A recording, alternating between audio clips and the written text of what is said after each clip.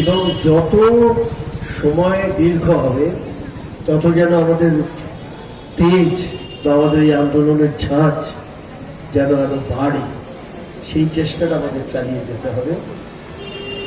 কিছু হবে না বলে থেমে গিয়ে যাওয়ার সময় কিন্তু এটা নয়, এটা মাথায় রাখা সবচেয়ে আগে দরকার। এবং আমার যারা ছাত্রছাত্রী বন্ধুরা, বন্ধুই বলবো, ওরা হয়তো কেউ আমার নাতনির বয়সী, আমার মেয়ের বয়সী কেউই না, ওই নাতনিরই বয়সী। তা সেদিক থেকে দেখলে আমার ওদের দেখলে কেমন যেন আমাদের ছোটবেলার কথা মনে পড়ে যায়। আমাদের তখনকার মতো চোখগুলো জল জলে চোখ, আমাদের গ্রীবা যেরম ছিল, আমাদের মেরুদণ্ড যেরম ছিল, বা আমাদের চোখের দৃষ্টি যেরম ছিল, সেগুলো তাদের দেখলে দেখতে পাই।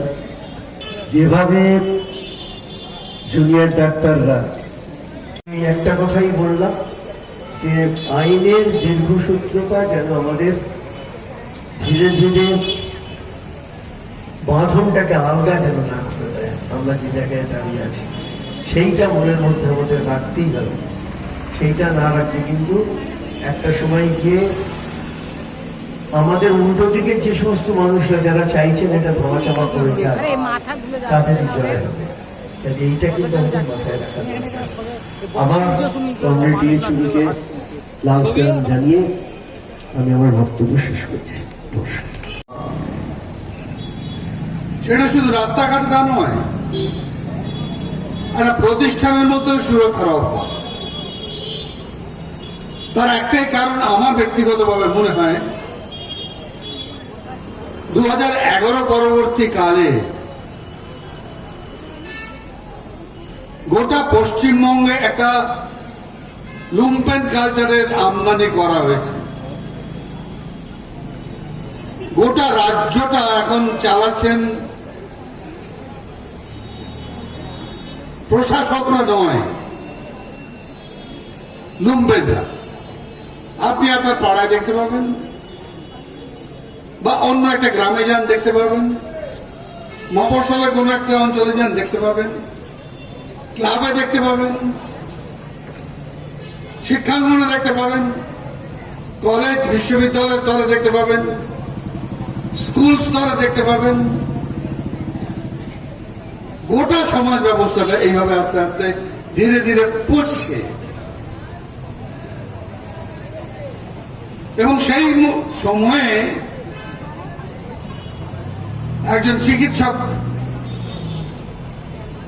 তাকে খুন করা হলো, ধর্ষণ করা হলো, এবং এর জন্য কে দায়ী, কে দায়িত্ব নেবে সেটা কেউ নিচ্ছেন না। 33-34 দিন হয়ে গেছে। প্রকৃত অপরাধী কারা সেটা আমরা এখনো পর্যন্ত জানি না। এমনকি একটি রাজ্যে, একটি মেডিকেল কলেজে এই ঘটনাটা ঘটেছে, রাজ্য প্রশাসনের এই মুহূর্তে আর কোনো দায় নেই। প্রশাসনিক অসংখ্য ধন্যবাদ মাননীয় বিমল চক্রবর্তী মহাশয়কে আমাদের মধ্যে উপস্থিত থেকে তার মূল্যবান মতামত, অভিমত রাখার জন্য। আপনার পক্ষে কি কি করা সম্ভব, মহাশয়কে অনুরোধ জানাবো আমাদের মাঝে দু চার কথা বলার জন্য। নমস্কার। এবং চিত্র অঙ্কন করছেন অনিরুদ্ধ মুখার্জি স্যার, দীপান সুব্রত বসু স্যার এবং দীপা বসু ম্যাম। তারা ওপেন ক্যানভাসে চিত্র অঙ্কনে যোগদান করেছেন। এখন আমাদের তিমির বিনাশে তিলোত্তমার মঞ্চে নাটক পরিবেশন করবেন। বাবা ঘুমোলে? না রে মা, ঘুমোইনি। মা ঘুমিয়ে পড়েছে না? হ্যাঁ, সারাদিন কত পরিশ্রম করে, ঘুমিয়ে তো পড়বেই। তোমার মনে আছে বাবা, যেদিন আমি এসে বললাম ডাক্তারি পড়ার সুযোগ পেয়েছি? মনে থাকবে না কি রে, তোকে ঘিরে তখন আমাদের চোখে কত স্বপ্ন।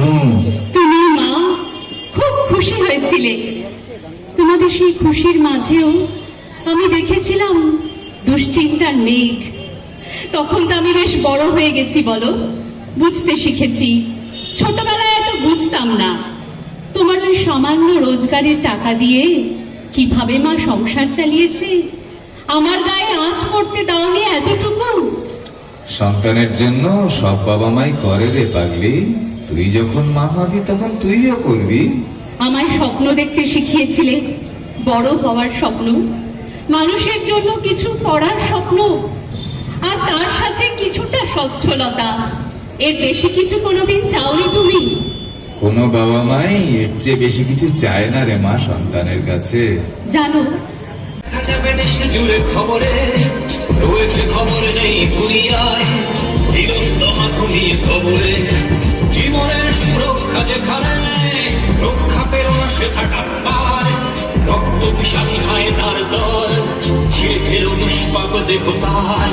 এই বুঝি বাংলা, এই বুঝি দেশ আমার, যার জয়গান গাও। আর কত অভয়া, আর কত নির্ভয়া, আর কত রক্ত চাও। পাপি করে ধর্ষণ, দেশ করে দর্শন, কর্তৃপক্ষ কিছু করে না। লিঙ্গ ছিন্ন করে ধর্ম তোলার নয়, কেন যে দাঁড়িয়ে রাখা হয় না? সাধারণ জনগণ করছে আন্দোলন, এমন সাজা কি হতে পারে না? যেন অভয়ার আত্মহট্য হাস্য বলে কেউ ছাড়ে না। লক্ষ কি আজ দেখি পক্ষ, নই মোরা নির্বাক দর্শন, ঘুরবে সমাজ জুড়ে প্রতিবাদী চর্চায় জাস্টিস ফর রাজিতা। কিসের স্বাধীন মিথ্যাহীন দেশে সত্য। যত বড় হয়েছি তত বুঝতে পেরেছি তোমার আর মার আমায় বড় করে তোলার লড়াই।